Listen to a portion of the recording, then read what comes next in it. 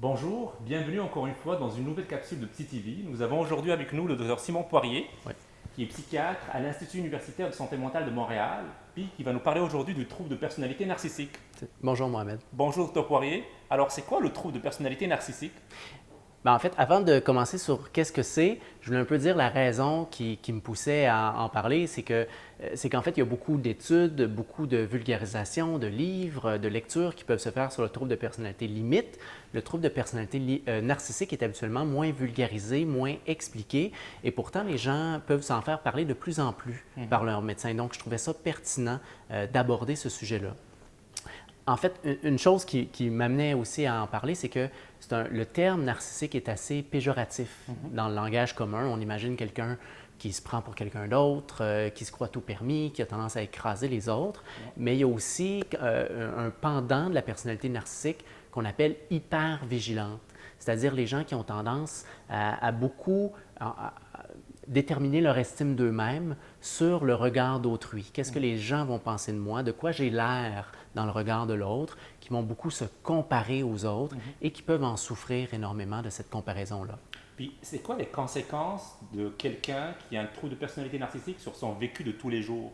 En fait, souvent, quelqu'un qui a des enjeux narcissiques, je leur explique qu'à mon sens, ce sont des enjeux d'estime de soi. C'est tendance qu'habituellement, les gens ont une estime d'eux-mêmes qui est assez stable. Même si on vit des échecs, on vit des difficultés, notre estime de nous a tendance à se maintenir.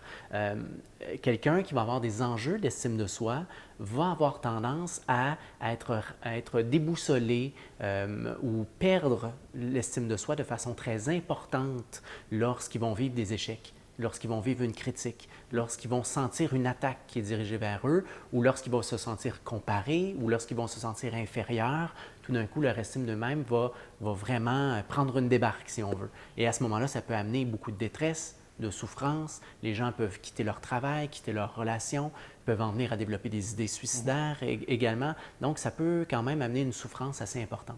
Puis comment on traite un trouble de personnalité narcissique, docteur Poirier? Principalement par la psychothérapie.